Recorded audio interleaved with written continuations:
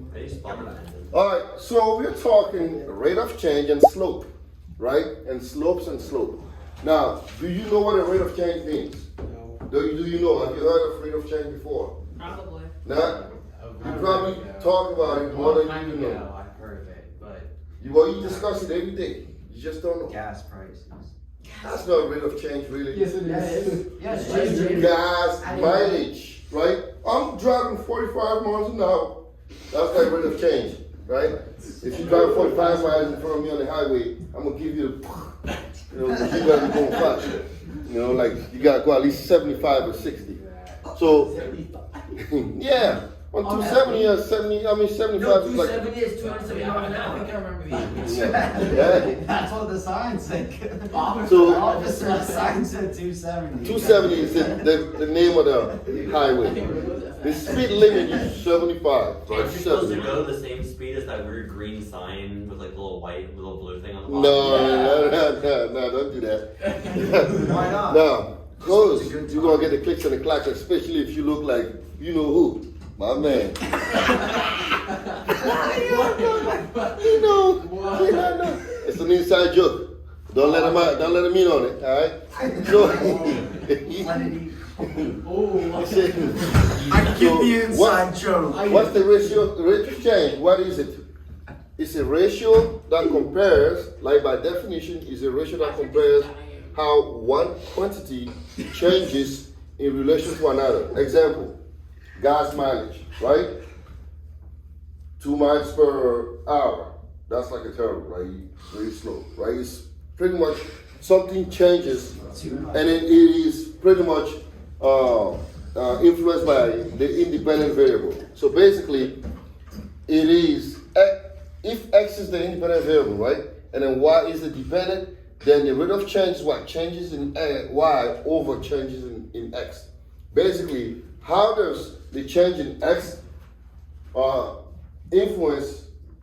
How does the change influence how y changes? Does that make sense? Any sense, right? If you, for example, if you have, let's say,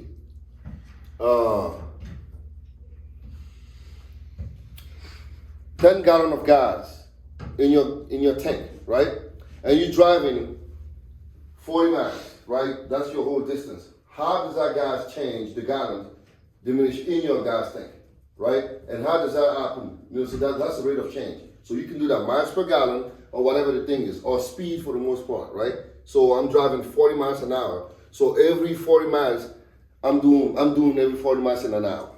You see what I'm saying? So speed is a rate of change, for example, right? So basically, the rate of change is changing y over changing x. Or if you want to be technical, is delta y over delta x. That's how you use technical terms in mathematics, right? Delta y, you see this sign means delta y means the change, right? What happened between one point to another? What happened there, right? So that's how you define this, okay? Now, let me give you an example.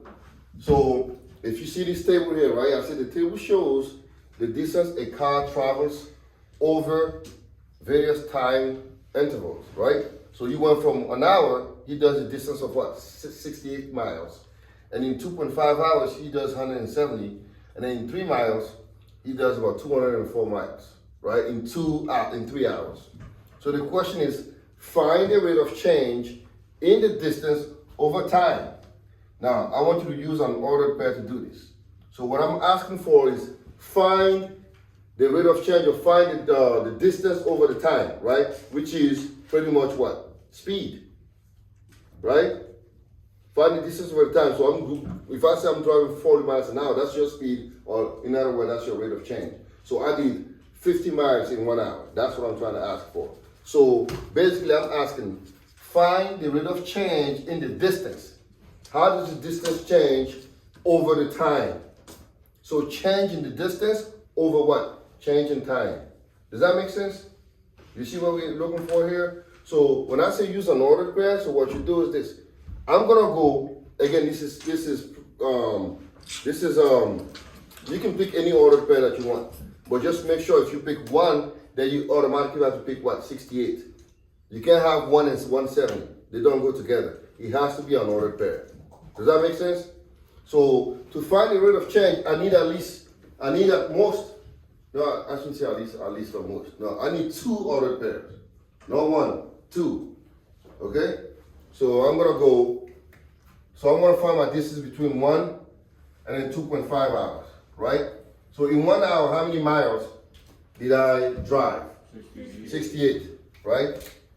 And in 2.5 hours, how many miles? 170. Now I'm gonna find the change in y. These are the y, and these are the x's. Because what influences your distance? The time, right? Time is the independent, and then miles or distance is what they're dependent. Your distance depends on the time. Does that make sense? Okay? So changing y over changing x, so it's going to be 170 minus 68, right, over 2.5 minus 1, right? This is the changing y, which is the independent and dependent, and then over changing x. Change means the difference between the two. Does that make sense? So to find that 170 minus 68, that's about what? 102. And then 2.5 minus 1 is 1.5. So this is like, put that in your calculator and tell me what you got.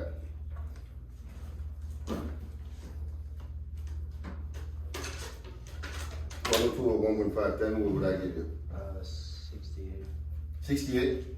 And then some change or just 68? 68. So I did 68 miles in what? 1 hour. So my average is 68 miles every hour, right? If I'm driving that. So that means I'm driving this fast, 68 miles per hour. Yep. Isn't that what it's what the first one said? Well, yeah. Well, that's what the first one said, but we just wanted to double check that, right? We did 170 minus 68 over 2.5 for 1, and we got 68 miles per hour. So that is how fast I'm driving. Does that make sense? So this is how, you could have also done it by doing 204 minus 68 over 3 minus 1. It should give you technically approximately the same thing, okay? So it's an average, all right? Now, can I erase this? Right? All right. Now the second example. Now we have another example. This is, again, a real life problem, right? So if you refer to the graph is saying what? Find the average rate of change of the percent of the total music sales for both CDs and downloads from 2001 to 2008. As you can see, there's a trend here, right? These are the downloads and these are the CDs. What do you see before we even attack this problem? What do you see? CDs are getting worse. Are doing worse, right? Why? Because the downloads are getting Because most people are doing what? They're downloading. Gone are the days where you wanted to go, somebody came out with a CD and then you went and bought it.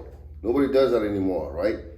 Now once the iPod and all these things and then streaming came in the picture, most people opted for what? This.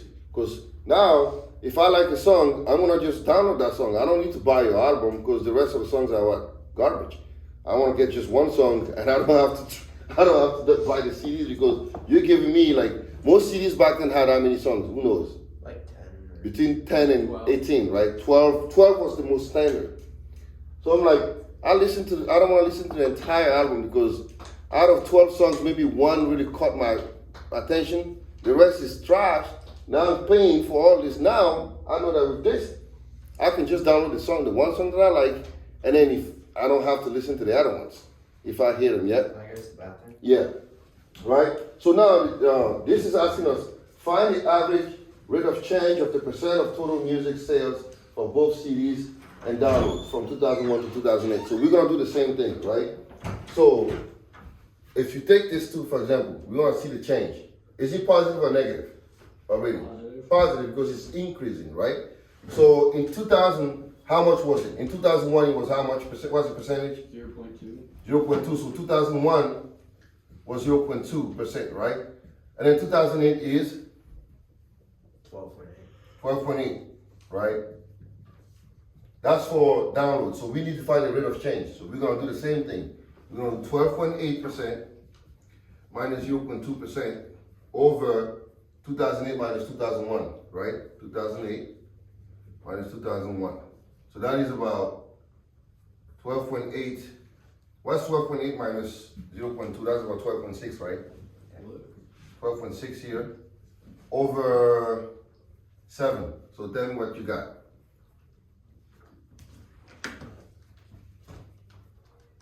Like 26, What you got? 1.8.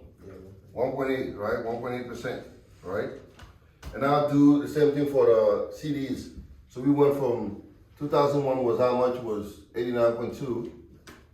2008 was 77.8, right, percent. So we're gonna do 77.8% minus 89.2% over, again, 2008 minus 2001, which is basically, what's 77.8 minus 89.2?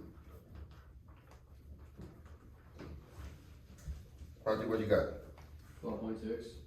12 negative, right? Yeah. Negative 12.6% over 8, over 7, Negative 18%. negative 18%. So you see that this is actually, oh, are you sure it's negative 18? It's the same thing up there. This is 1.8 here. Oh, 1.8. So negative 1.8. Yeah. All right, so this one is increasing by 1.8, this one is decreasing by 1.8%. So you can see what's going on here. Most people are doing what they're downloading and they are not really buying CDs anymore, right? So I'm gonna stop here today and give you a chance to just relax for the rest of the afternoon because I know you guys took your SATs today.